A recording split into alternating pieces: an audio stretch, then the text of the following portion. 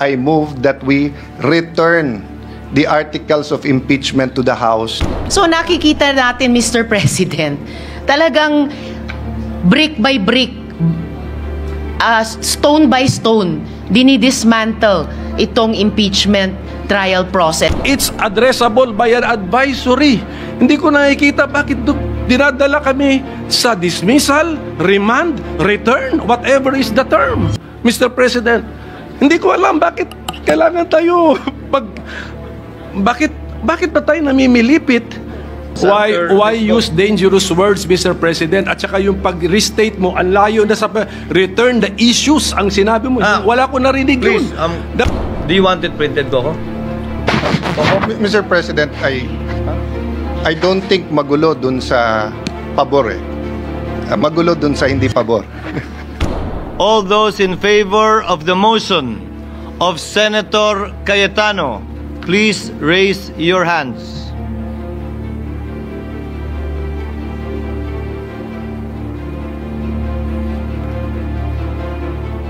All those against the motion of Senator Judge Cayetano, please raise your hand.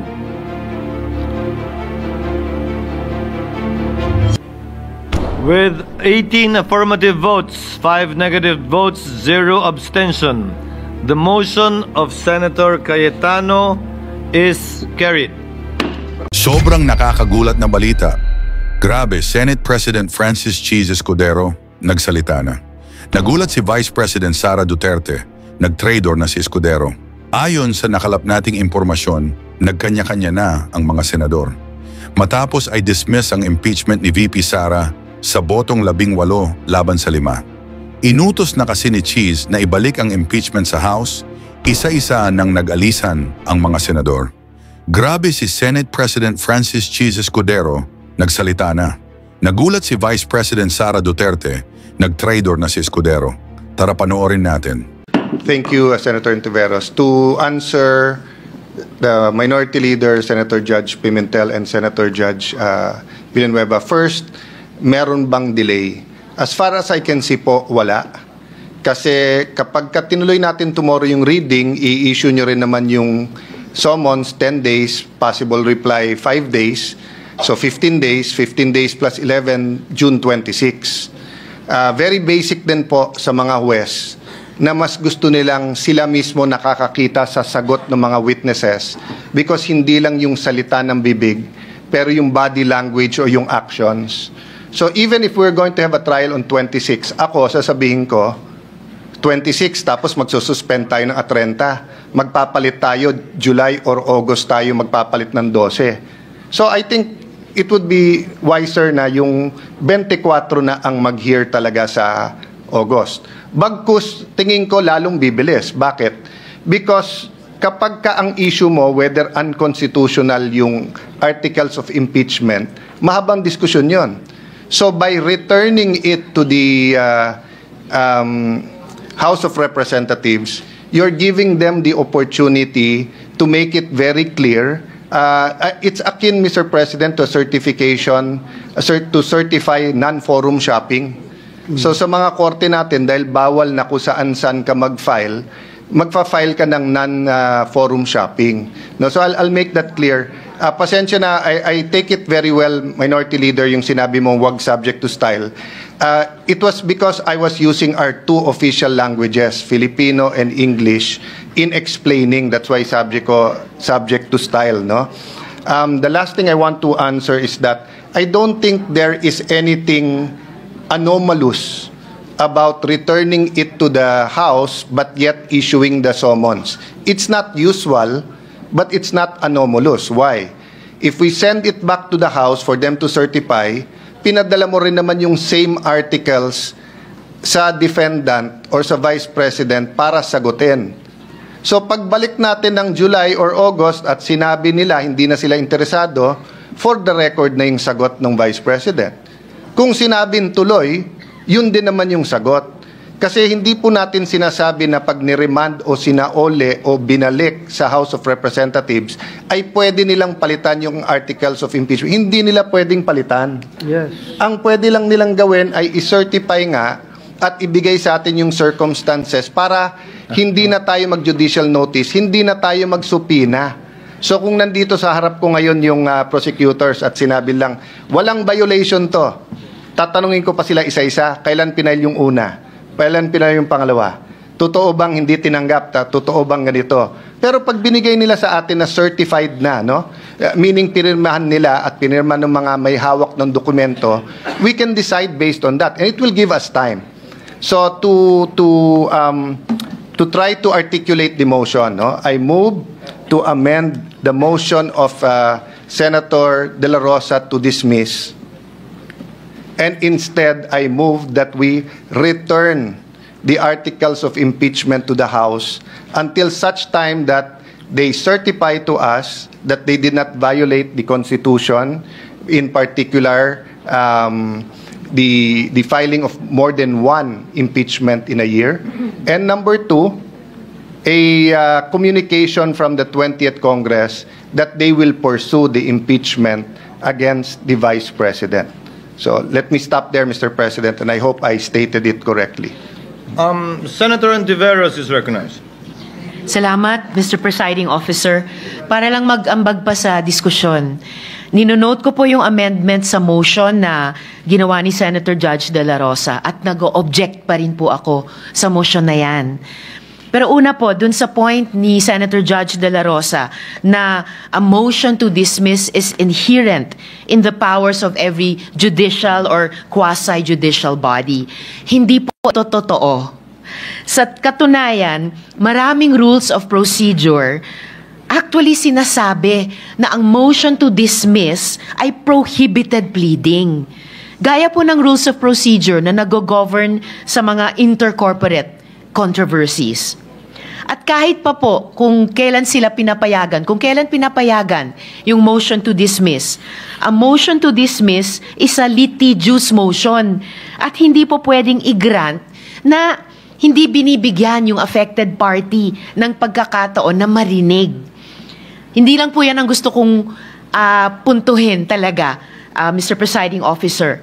The one-year bar rule has already been clarified in the case of Gutierrez versus House of Representatives Committee on Justice, GR number 193459, February 15, 2011, gaya ng kinote din ni Senator Judge Poe.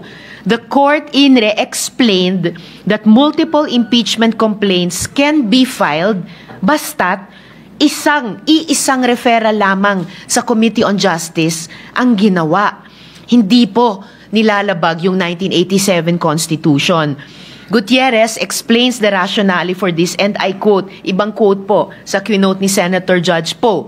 It becomes clear that the consideration behind the intended limitation refers to the element of time and not to the number of complaints.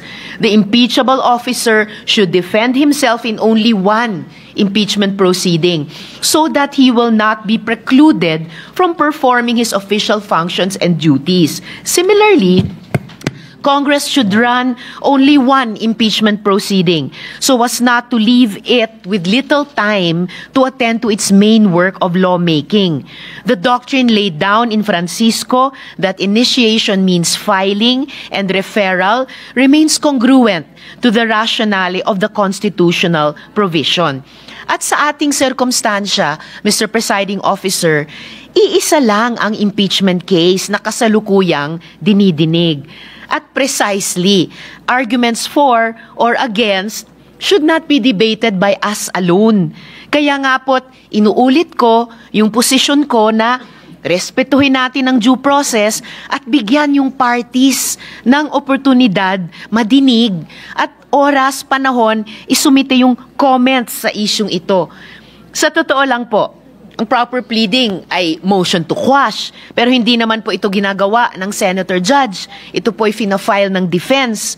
Pareho sa Estrada, impeachment, at Corona, impeachment. Motions to quash were filed by the defense before the impeachment trials. Yung prosecution sa mga kasong iyon ay binigyan ng oportunidad na mag-oppose. At pagkatapos ng lahat ng iyan, ang impeachment courts ay dinismiss yung motions to quash on the basis of presumption of regularity and parliamentary courtesy. Mr. Presiding Officer, kesyo motion to dismiss o motion to remand, isa lang po yan. O motion to return, iisa lang po iyang lahat. It is an effective termination of the impeachment. Remanding is a functional dismissal. Return is a functional dismissal. Para po sa akin, parang dinribble natin ng matagal tapos ipapasa natin ulit ang bola. Hindi po kailangang ibalik ang articles of impeachment sa House of Representatives para hingin ang sagot nila sa isyung ito. Kailangan lang po silang hingan ng komento. Asking the defense to comment fulfills this. Payagan lang natin sila mag-submit ng compliance. That's it. Salamat po, Mr. Presiding Officer.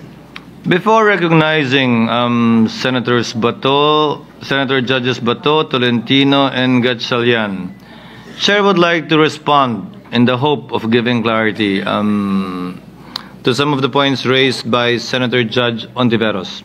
The Chair agrees that this is with the point that an order should be made for them to submit compliance. And the Chair views this motion as having that effect. Because as the Chair said earlier, the Presiding Officer said earlier, this will not and does not constitute a dismissal because afterwards, after we settle this issue, and I think Senator Judge Cayetano also clarified that, the same is true with Senator Judge Villanueva, this is in no way a dismissal because we will be issuing summons after this, as stated by the Chair already earlier.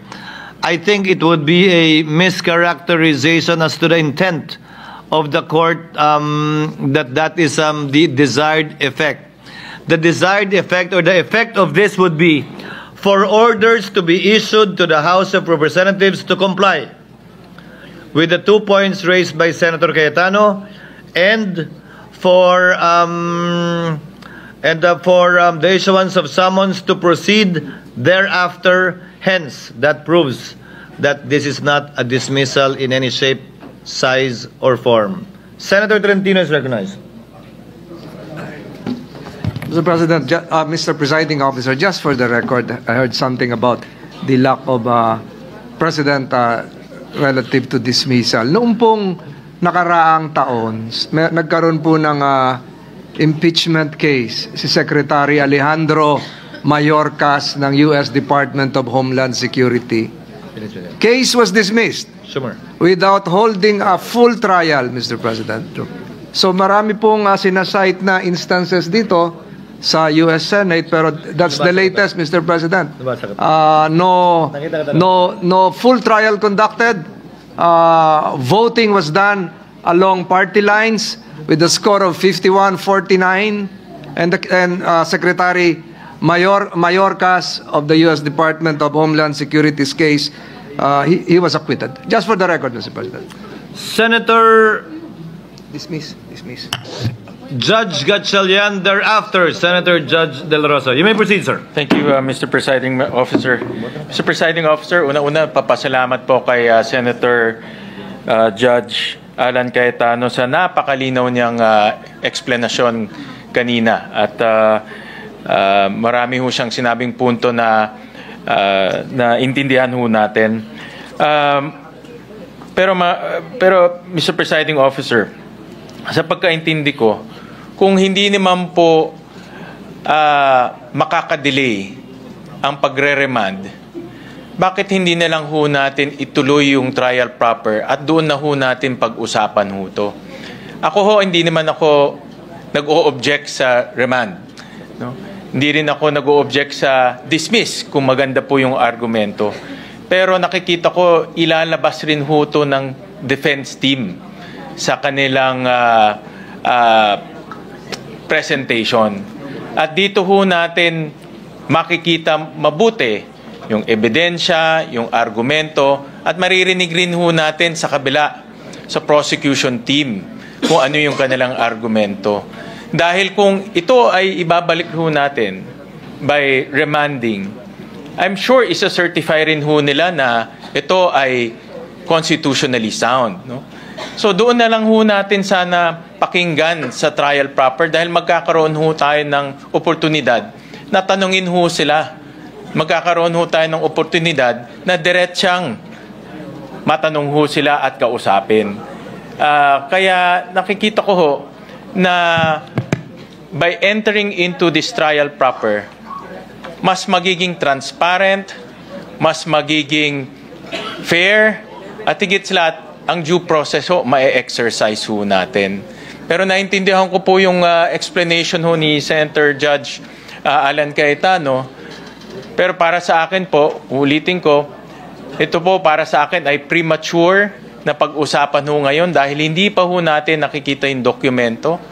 At mas maganda ho na mabigyan po ng oportunidad both sides, the prosecution and the defense, na ipakita yung kanilang mga argumento. Maraming salamat, Mr. President. Thank you. After Senator Bato,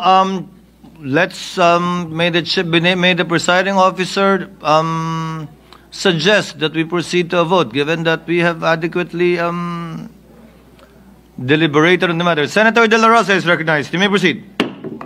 Correct, Mr. President. That is what I am about to manifest before this August chamber. That so much explanations and discussions and debates have been made. Can we please divide the House in order to rule on my motion, Mr. President? Senator, before acting on the motion of Senator Judge De La Rosa, Senator Judge Pimentel, you may proceed, sir. Yes, Mr. President. So, meron na palang properly stated motion. Medyo mahaba-haba din yun. And, Senator Cayetano, I believe, stated it earlier. yes, the word is return. So, sabi ko nga, kung ang synonym ng forthwith ay immediate, may synonym din po ang dismiss. Yan po ay remand at saka return. Lalo na kung makita natin that the return is not necessary to achieve the goals of the Senate President. Let's just do what the Supreme Court does when it has a case. Let's issue an advisory. Okay. Bigyan natin ng summons para kay impeached officer. Mag-advisory tayo sa House Panel of Prosecutors. In addition to the answer filed by the impeached officer, anticipate na natin yun. Answer the following questions raised during the hearing of the Senate as impeachment court. Anong date ngayon? On June 10. And then we can even write down the questions that we want them to answer. It's addressable by an advisory. Hindi ko nakikita bakit dinadala kami sa dismissal, remand, return, whatever is the term, Mr. President. Hindi ko alam bakit kailangan tayo bakit ba tayo namimilipit na ipasok ang isang word that is a synonym or can mean dismissal. I do not understand when a mere advisory can help the court, Mr. President. That's all I want to say. Senator Bato has a motion. Do you want to say? Senator Bato is recognized.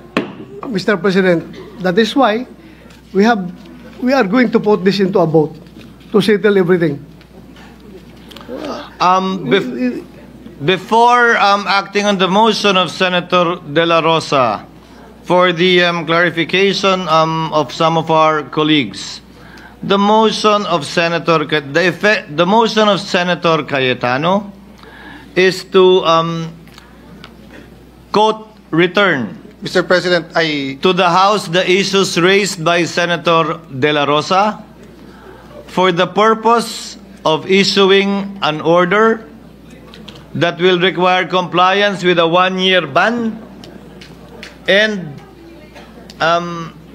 for the House to issue a resolution affirming their intent to prosecute the case during trial in the 20th Congress.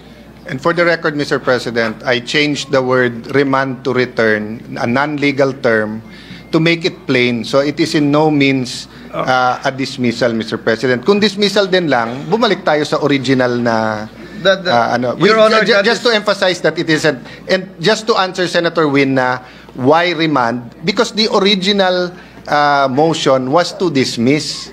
And I understand why they want it to dismiss. This is a compromise that I feel is both practical and idealistic, Mr. President. In my view, Mr. President. Again, this will not constitute a dismissal, Senator Judge Pimentel, because as the presiding officer said earlier, we will be issuing summons. Why use dangerous words, Mr. President? At saka yung pag-restate mo, ang layo na sa return the issues ang sinabi mo. Wala ko narinig yun.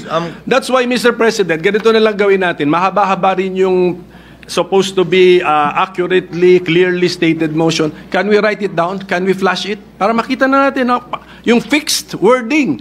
Because I never heard return the issues. Ngayon ko lang narinig sa presiding officer. Kaya magulo, sobrang gulo, Mr. President. Can we have the Honorable Cayetano restate the motion? Do you want it printed, Coco? Mr. President, I don't think magulo dun sa pabor magulo dun sa hindi pabor. Because I restated it already, Mr. President.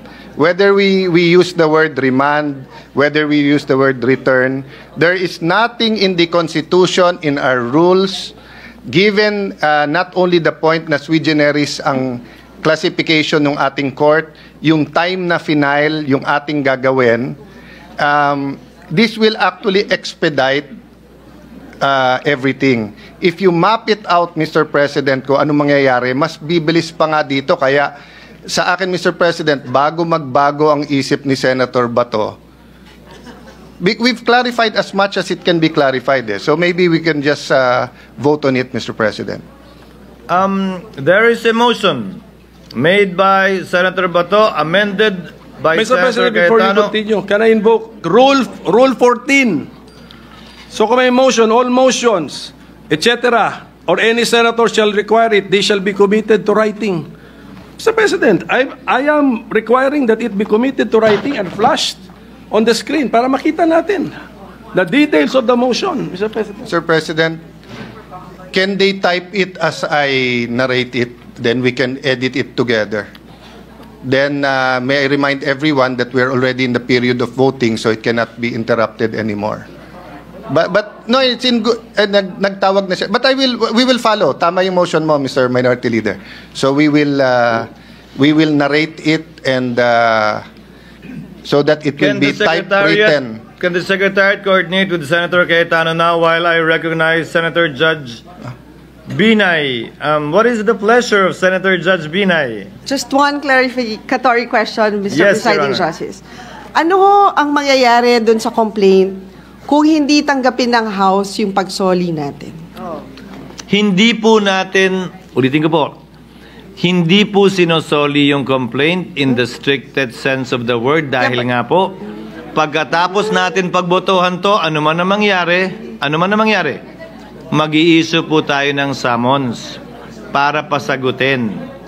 Ang pagkakaunawa ko sa layuning ito na kinaklarify na ngayon ay para utusan ng Kamara na magsumite ng paliwanag at compliance sa mga katanungan na ipinukol kanina ng ilang senator judges. Hindi po ito dismissal. Let Mr. us Presiding disabuse the minds not only of the public but of the senator judges too that this is tantamount to a dismissal in any shape, size, or form. It is not. And that is not the understanding of the presiding officer as well.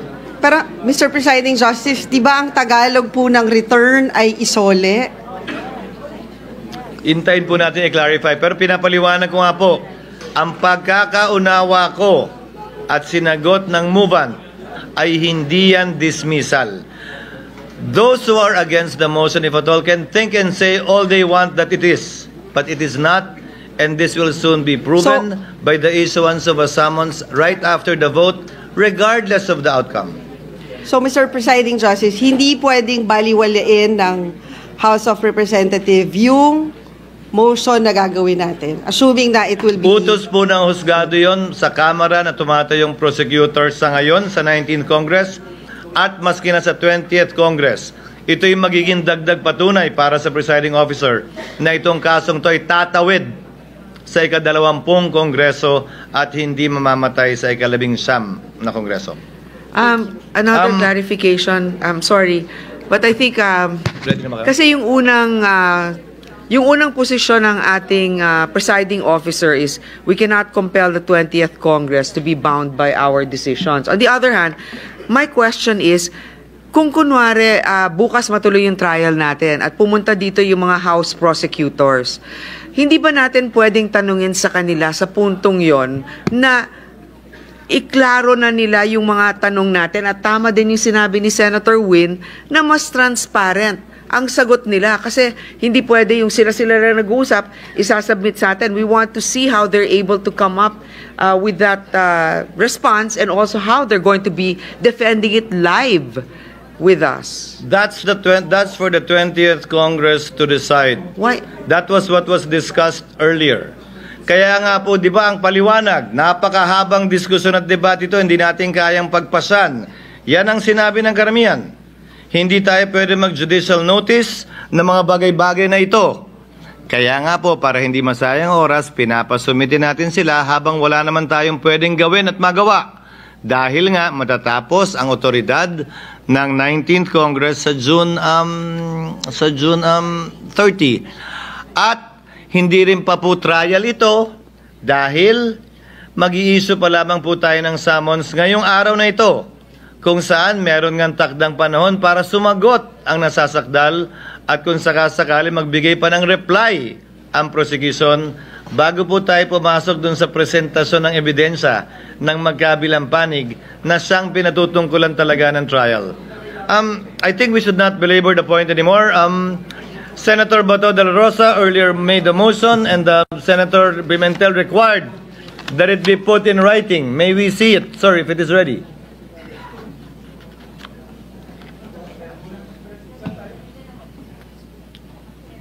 Lalabas, it should come out in the screen.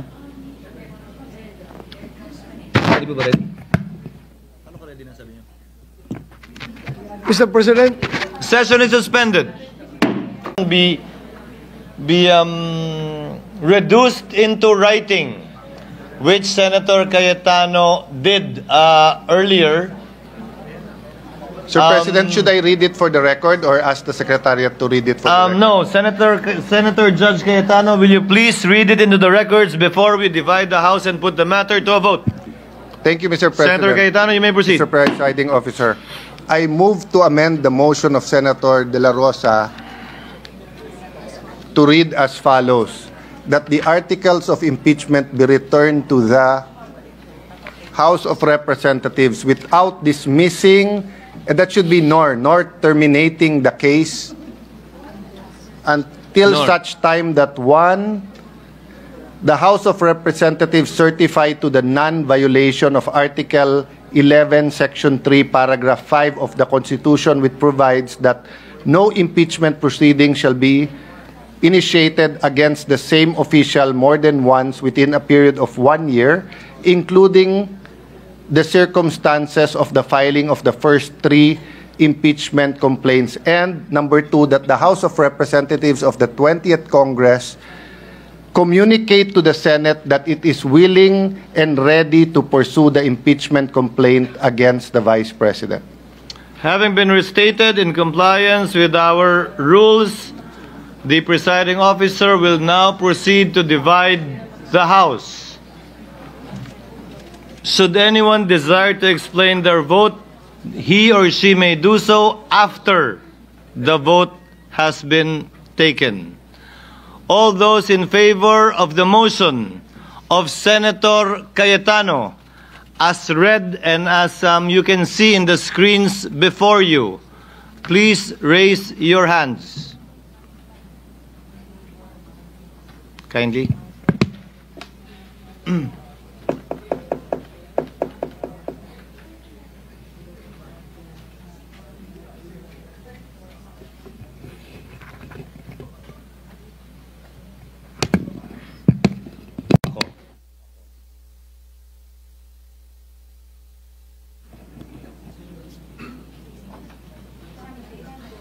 Come. All those against the motion of Senator Judge Cayetano, please raise your hand.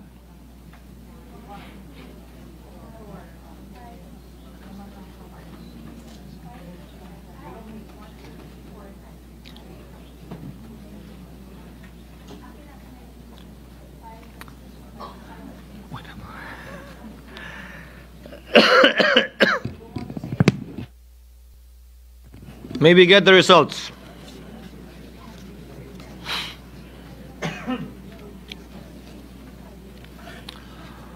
With 18 affirmative votes, 5 negative votes, 0 abstention, the motion of Senator Cayetano is carried. What is the pleasure of Senator Judge Tolentino? Mr. President, my affirmative vote is subject to my qualifying, continuing, firm stand that the acts of the 19th Congress's impeachment trial court cannot be carried over to the 20th Congress. It has reference to the number 2 paragraph of the amended Senator Judge Cayetano's motion, amending Senator De La Rosa's motion. Please have the said be part of the records of this trial court. Naniniwala po ako na hindi po talaga pwede at dapat tumawid.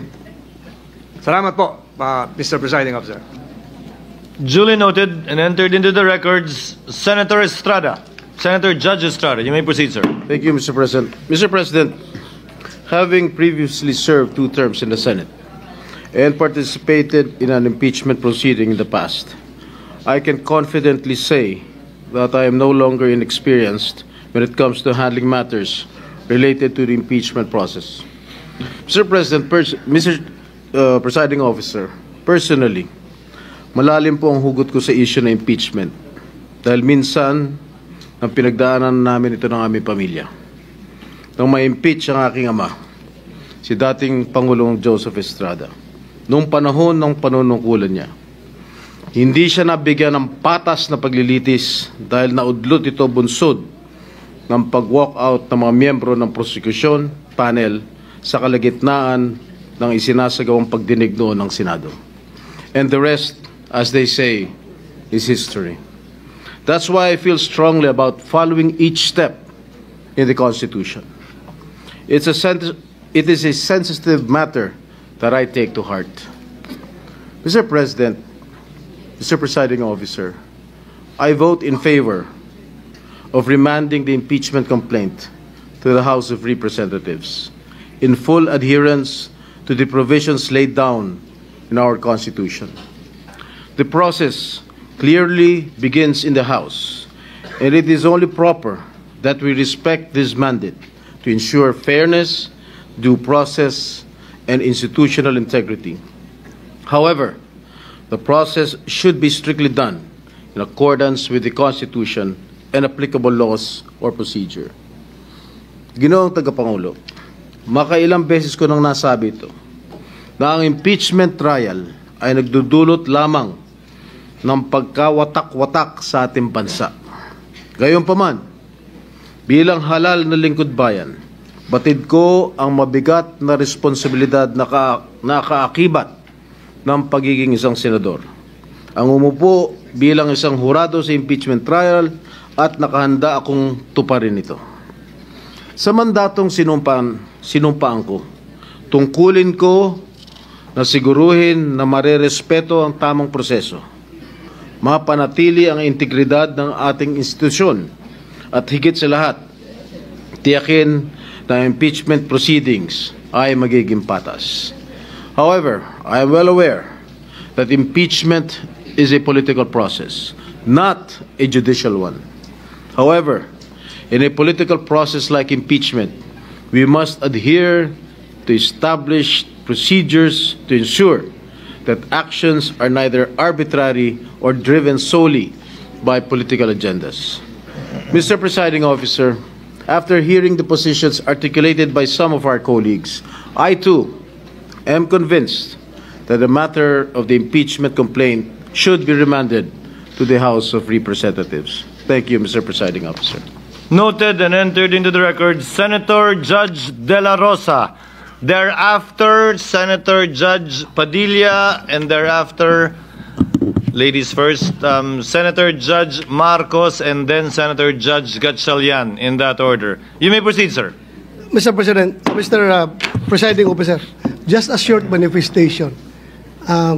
with all due respect to the presiding officer, may this humble representation request the presiding officer to refer this motion as motion of Senator Bato de la Rosa as amended by Senator Cayetano, because the way you said it, Mr. President, this is the proposal of Senator Cayetano only. I am already forgotten. So I just would like to manifest that, please don't forget me, Mr. President. Noted and entered into the record. Senator Padilla. You may proceed, sir. Maraming salamat po, aming tagapangulong pinunong hukom. Gusto ko lamang pong lagay sa talaan ng ating bulwagan na ako po ay katulad ni Senator Tolentino ay naniniwala po na hindi na po dapat tumawid pa sa susunod na Kongreso ang impeachment. Yun lamang po. Maraming salamat po. Thank you, Senator Judge Padilla. With the indulgence of Senator Judge Marcos and Gatchalian, the chair would like to insert in between the manifestations or explanations of vote from the members of the minority. So, Senator Ontiveros, would you like to make your manifestation? Thereafter, Senator Judge Marcos. You may proceed, ma'am. Salamat po, Mr. Presiding Officer. I strenuously vote no to the motion. The wording of the approved motion introduces unnecessary ambiguity to the already politically charged proceedings. Ang return po ay pagsauli o pagbalik. Sa usapin ng judiciary, nire-remand ang kaso pabalik sa lower court for further proceedings. Kaya po, I cannot accept this kind of wording. It is dangerous and disingenuous, particularly when the rules of court have suppletory application.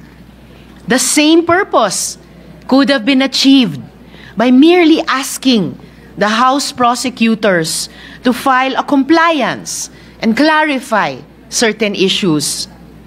Wala pong remand o return sa konstitusyon. Ang obligasyon natin, try and decide. Isa po itong kabalintunaan, Mr. Presiding Officer. Noted and entered into the record, Senator Judge Marcos. You may proceed, ma'am. Yes, maraming salamat sa ating presiding officer. Sang-ayon po ako sa motion ni Senator Judge De La Rosa at Senator Judge Cayetano. Basta't maliwanag na ititigil ang proseso hanggat di natutupad ang dalawang kondisyon na sinaad ng ating amendment. Ang sabi, accountability? Accountability ba talaga? May dalawang SKL ako dyan. Una, SKL, share ko lang. Share ko lang na si VP Inday Sara ay sinampahan ng kaso sa Komisyon ng Audit, ang COA, sinampahan ng kaso sa Supreme Court, sinampahan ng kaso sa iba't iba pang korte, sinampahan ng kaso ng Department of Justice, pati na rin ng PNP, at sinampahan ng kaso ng disbarment. At kanina lamang, may panibagong isasampang 612 million na namang confidential fund ng OVP at ng Department of Education. Walang tigil na kaso. Kung accountability ang tunay na gusto ng mga birit ng birit, bakit hindi paghusayan ng mga kaso para panagutin si VP Inday sa mga yan? May multa yan. May kulong if ever mapatunayan. Aba, damang-dama ang accountability kapag ganyan. Itong impeachment na inipit, inupuan, nilimliman, minadali, ibinalibag sa Senado sa dulo ng sesyon. Ito ay ang pinakamaliit na iskinita ng accountability na yan. Itong ipinipilit na impeachment, aminin man nila o hindi, ay para lamang manira ng imahen ng isang publiko at walang uuwian, kundi pag-disqualify kay VP Inday Sara para sa eleksyon ng 2028. Yun lamang ito. Pinahihirapan pa natin ang ating mga sarili. Alam naman nating lahat, tayo at ang sambayanan, hindi accountability ito.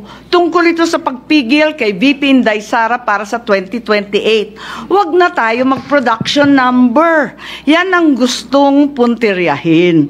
Kaya ang pangalawa kong SKL, ikalawa SKL, saan ka lulugar? Kapag umuo ka sa pagpatuloy ng impeachment, magpadala ka sa mga ambisyoso ng 2028. Kapag pinadismiss o pinaremand mo naman, sasabihan kang pinoprotektahan mo si Inday. SKL, saan ka lulugar? Ako sa tama. Magpakatotoo tayo, mga kapatid na hukom at senador. Malayo pa ang 2028. Maraming gutom at naghihintay ng serbisyo mula sa Senado. Hindi tanga ang Pilipino. Alam natin ang motibo at tunay na pakay ng mga lulong sa ambisyon at kapangyarihan. Maraming salamat po. Noted and entered into the records. Chair would like to warn the people in the gallery to kindly refrain from making statements while the court is in session. Coco, win muna. Senator Judge Gatchalian is recognized. Maraming salamat. Thank you very much, Mr. Presiding Officer. Yung boto ko po, wala pong kinalaman kung ang articles of impeachment ay constitutionally infirm or constitutionally superior or constitutionally sound. Ang akin lang pong boto ay may kaugnayan sa transparency. Kung saan sana sa open trial, dito natin pinag-usapan itong issue na ito para mabigyan natin ng oportunidad ang prosecution as well as the defense. Kasi ako naniniwala na gagamitin rin ito ng defense sa kanilang proceedings. At dito po sa open trial or sa trial proper, magkakaroon na ho tayo ng oportunidad rin, tayo mismo, mga senator judges, na tanungin, busisiin in dokumento, at kung mahina ang depensa ng prosecution o mahina ang argumento ng prosecution team, pwede pa nating outright i-dismiss doon po sa open trial or sa trial proper. Sa ganitong paraan, magiging transparent at magkakaroon ng fairness at due process. So mga kasama, sa ating Mr. Presiding Officer, ang aking pananaw dito ay premature ang nangyari. Pero rinirespeto ho natin ang desisyon at pagboto ng mayorya dahil ito po ang kanilang nakikitang daan. Maraming salamat po. Thank you, Senator Judge Gatchalian. Senator Judge Pimentel. You may proceed, sir.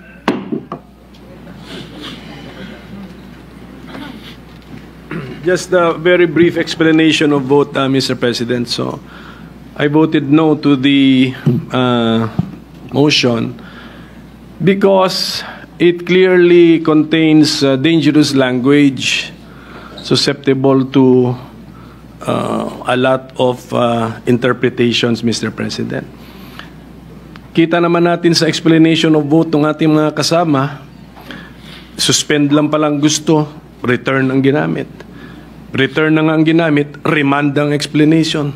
So, ganun kadelikado po yung lingwahe na ginamit natin. Tapos yung gusto natin ma-achieve, dali lang yun, that's achievable by an advisory as I suggested earlier, Mr. President. Well, at any rate, Mr. President, we are communicating, if you will, the motion communicates with a body which is not yet in existence actually. Nasa 19th Congress pa tayo, but we want to already talk to or communicate with the 20th Congress. But as someone who did not vote for the motion, ang konsuelo ko lang siguro dun, yung number 2 actually recognizes cross-Congress transfer of the impeachment case from the 19th to the 20th Congress. That is now the clear and unmistakable interpretation of number 2. So thank you, Mr. President. Thank you. Duly noted and entered into the records. Senator Judge Poe, you may proceed, ma'am. While I voted no to the proposal of Senator Bato de la Rosa as amended by Senator Cayetano, for it to be remanded as opposed to dismiss the, tama ba yun? For it to be returned as opposed to being dismissed, the impeachment case. I would like to make it clear that I respect the decision of the majority and also that ang paglilitis ay hindi hatol ng pagkakasala. At gaya nga ng sinabi ni Senator Win Gatchalian, para sa akin, maganda kasi pagka naririnig mo talaga kung ano ang mga argumento ng prosecution. Imbis na iba kasi pag dokumento lang ang isusumite at babasahin. Ngayon, noon ko pa sinasabi na naniniwala ako na dapat tuloy-tuloy talaga ang paghatol nito at hindi lamang matatapos dito sa Kongreso na to. Pero nakakalito rin yung mga ibang posisyon na nagsasabi we cannot compel the next Congress to act on our motion or unleft, what do you call this, or unfinished business or work. Kaya nga, kahit na meron tayong pinagbotohan na ganyan, there is no guarantee. I don't think it's binding to say that the 20th Congress will take this up. Yun lang yung para sa akin din. At saka, ang sinasabi nga, di ba, the Constitution says that once a complaint is filed, kinakailangan forthwith nga or magkakaroon ng trial para dito. So ang iniisip ko lang, 19th Congress and what our mandate is to actually hold a trial. Ngayon, sinasabi ng ating officer or presiding officer, sinasabi ng ating presiding officer na tuloy-tuloy pa naman ang summons nito. Magpapadala ng summons. So siguro ang tanong ko para malinawan, magpapadala tayo, unang-una, return to the House. Kung sumagot sila bukas, na may sagot na sila, tapos pinadala natin yung summons, after 10 days, may dapat sila sumagot, so napadala dito sa atin, tapos sabihin ng prosecution, ng House, we don't need 5 days to prepare. We're already ready. Kunyari, after 10 days. So, after 10 days from whenever. So, that's still before still before June 30. Will we proceed with this trial, Mr. Presiding Officer? The chair reserves the right later on to also explain his vote. The lady's in the process of explaining her vote. And she may proceed. Okay. So, I guess this is explanation of vote cannot be a hybrid of a question as well. But again, I will put forth that question because that's also one of the reasons why I couldn't really agree with the decision to return it to the House, because these are all the other questions that I feel were not addressed by the resolution that was just passed. So that's all, Mr. Presiding Officer. Thank you for the opportunity. Senator Judge can make that inquiry and maybe responded to by the presiding officer or any member after we finish the explanations of vote by the Senator Judges. What is the pleasure of Senator Judge Tolentino? Mr. Presiding Officer, a few days ago, this representation filed a Senate Resolution 1637, which has yet to be referred either to the Committee on Rules or to this plenary or to this impeachment court, calling for an expedited trial, calendar trial, Mr. President. Would the actions taken by the impeachment court today to clarify and set the record straight, Mr. President, mean that the same has been denied, Mr. President? Very much like the question of Senator Judge Poe. the court can address that after all of the senator judges shall have explained their votes, so that we can set this aside already. Yes. Any other member who wishes to explain their vote? Thank you, Mr. Presiding Officer. This representation just expects a ruling from the presiding officer. Thank you. At the proper time, the senator judge can make a motion with respect to the published proposed calendar before the impeachment court, but no such motion is pending yet for the chair, the presiding officer, to make a ruling on.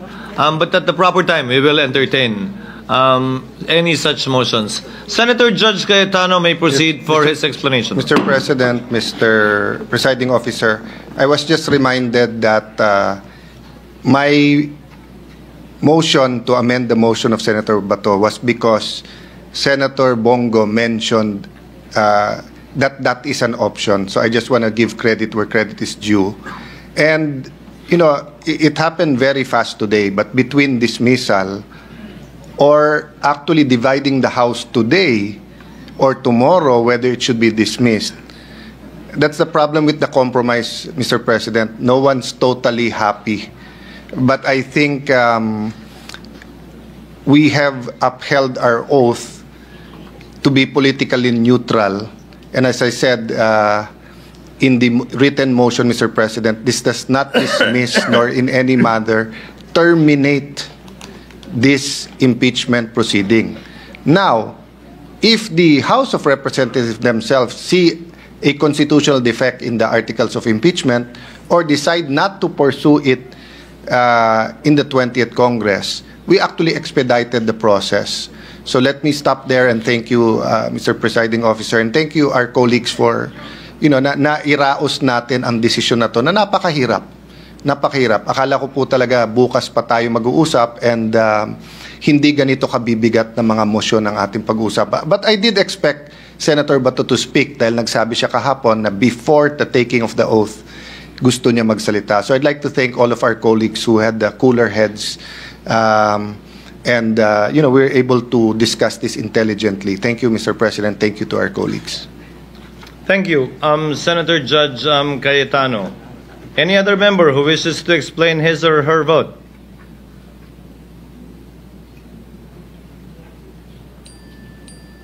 Chair would like to make of record a few words regarding the just finished vote then.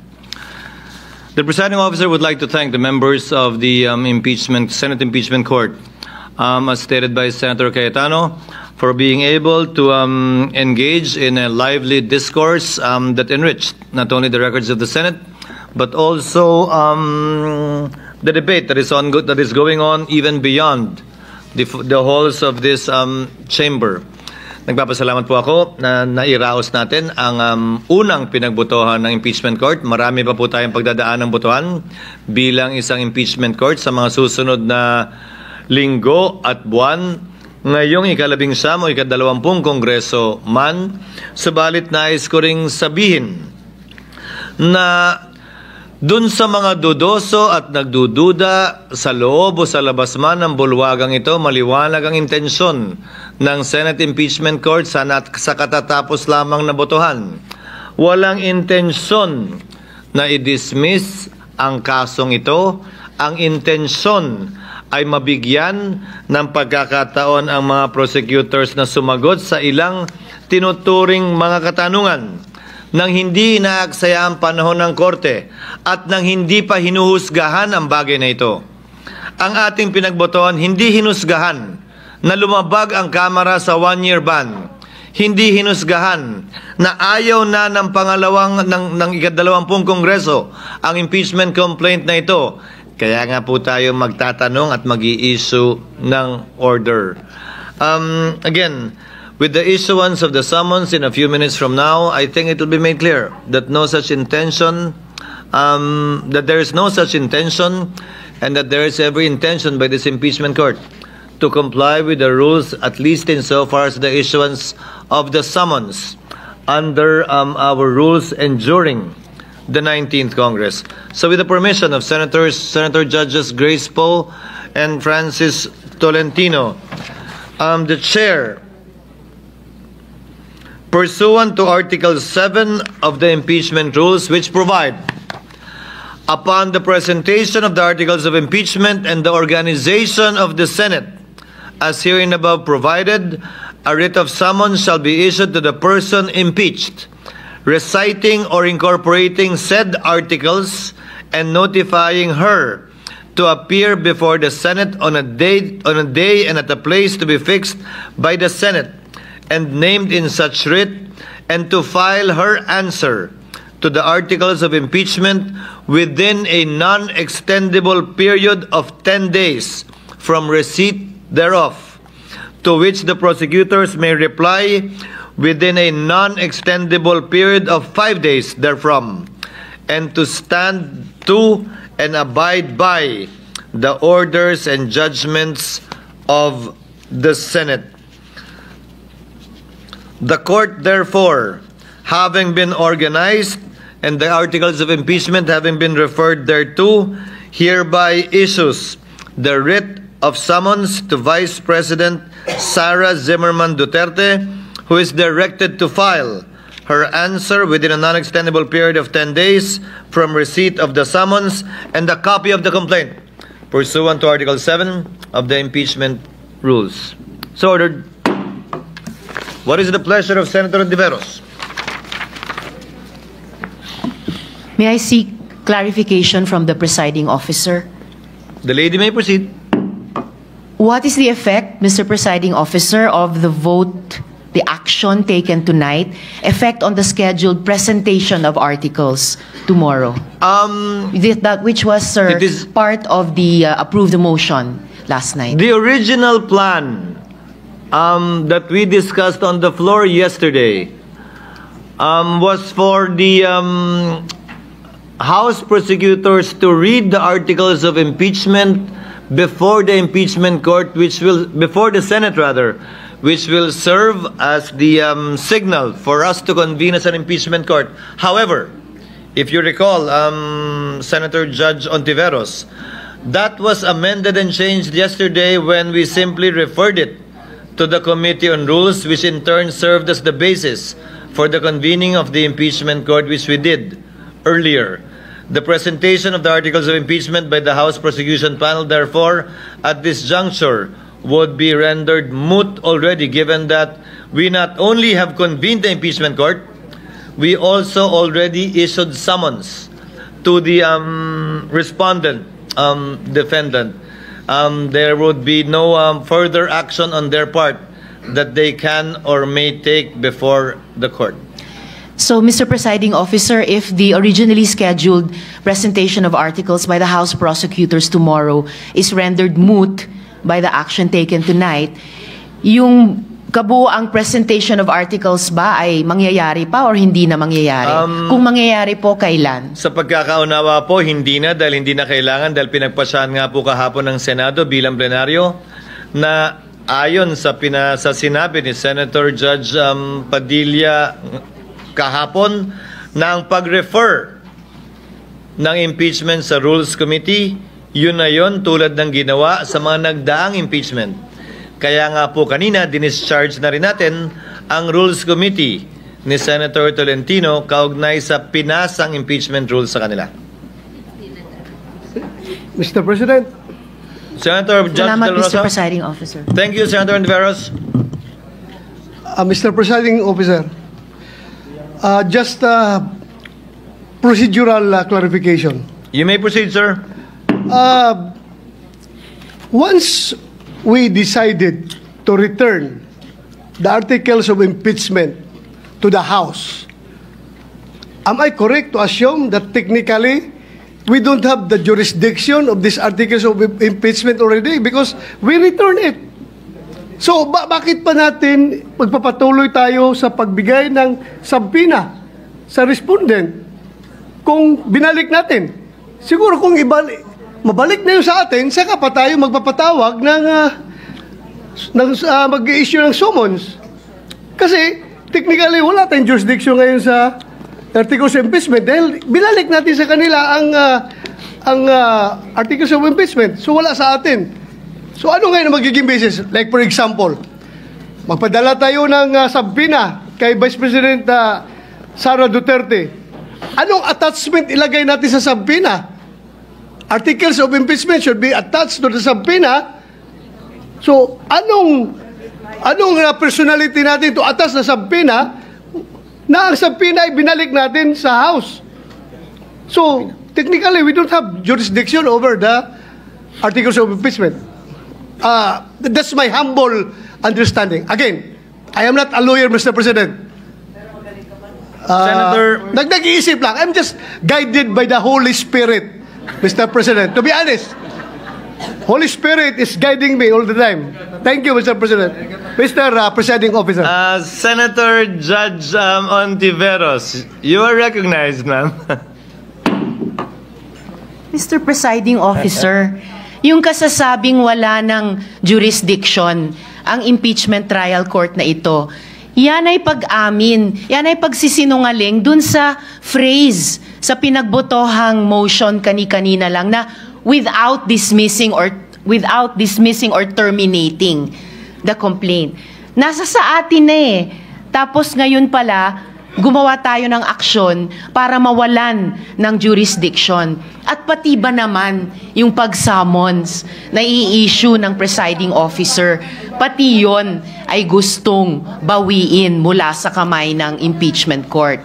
So nakikita natin, Mr. President, talagang brick by brick, stone by stone, dinidismantle itong impeachment trial process at dinidismantle yung impeachment complaint. Napakalaking disservice po sa ating dapat tungkulin sa ilalim ng konstitusyon. Session is suspended. Presiding Officer. The presiding officer recognizes Senator Judge Cayetano to respond to the earlier manifestation and or motion of Senator Judge De La Rosa. Sir President, I have not heard of any court in the world that has 23 or 24 judges. Even our own very Supreme Court, very good, excellent Supreme Court, that is always in session throughout the year except when they're in a recess, don't always agree with each other. That's why when you have oral arguments, especially in division, and justice asks questions, that is not a pronouncement of the court. That is the pronouncement or opinion or question of a justice. And to be fair to those justices, sometimes yung tanong niya baliktad nung kanyang opinion. Kasi kanya-kanyang style yan ng pagtatanong. So, the language of our motion is very clear. It's not dismissed, it's not terminated. Whatever words we use, it's very clear. Having said that, Mr. President, I did not object a while ago to the issuance of summons. One, because it's in the rules. Two, we explained it a while ago that it's not anomalous to issue it. It's just not also regular because precisely we asked that the articles be returned. But the explanation there is that when it is returned back to, if and when it is returned back to us, what they will return is a certification and that it did not violate the Constitution, and it will also show the factual circumstances of the filing of the first 3 impeachment complaint. Hindi nila pwedeng baguhin yung articles of impeachment, lalong magiging unconstitutional yon. Then you'll have to issue another summons with the amended articles. No? So, meaning, Mr. President, when we explain our vote, we give our impressions and our interpretations. But that's not the ruling of the court. And I think our motion and what we have decided today is very clear and very plain. And we just follow the letter of the motion. So it will be sent to the House of Representatives. The order will be basically a faithful reproduction of what we had on screen. And we will wait next Congress for the 12 of us who will be here and the next 12 who have been proclaimed by the COMELEC. And we will act based on yung binigay nila. So kung anuman ang sagot ng ating Vice President, we will just follow the rules that the prosecutors will have 5 days to reply. And then the rest will be up to the impeachment court and the prosecutors in the 20th Congress. That's my interpretation, Mr. President, but even my interpretation is not the ruling of the court. Thank you. Thank you, Senator Judge Cayetano.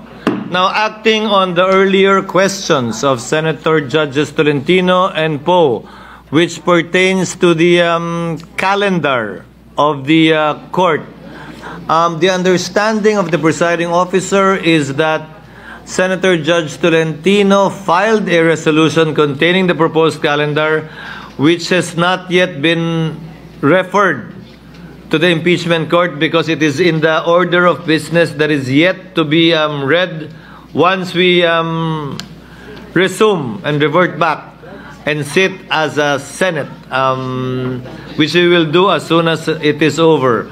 Thereafter, we will be referring it to the impeachment court. But my query, Mr. Presiding Officer, is that will there still be time for the court to address the matter, adoption or denial of the same, Mr. Presiding Officer? Perhaps not, Your Honor, because, as pointed out by Senator Judge Ontiveros earlier, there may be no need for the prosecutors to do anything tomorrow, especially given the fact that the other party, the defendant, the respondent in this case, was not so notified that that will be the subject matter of the court's consideration. So impliedly, Mr. President, can the court now consider the same as moot, quote unquote, or denied, Mr. Presiding Officer? Just for the record.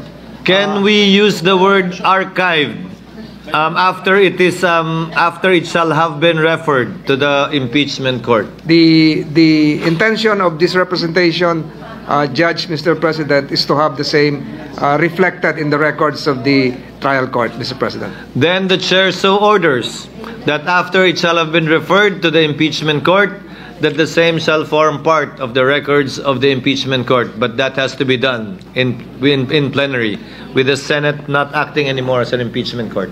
Thank you, Mr. President. Mr. Presiding Officer. Senator Judge Ontiveros, ma'am. You may proceed, ma'am. Mr. Presiding Officer, I just want to respectfully correct what the good presiding officer stated earlier. This representation definitely did not say that there's nothing anymore for the prosecutors to do in response to the query of the Honorable Senator Judge Ontiveros. Yes, Mr. President. Thank you, Mr. Presiding Officer, rather, because it was the presiding officer who said that the presentation of articles tomorrow, as originally approved in the motion yesterday, would be rendered moot. But that is not at all my desired or ideal scenario, Mr. Presiding Officer. Salamat po. Let the record so reflect that it was in response to the query of Senator Judge Ontiveros. Hearing is suspended of the impeachment court.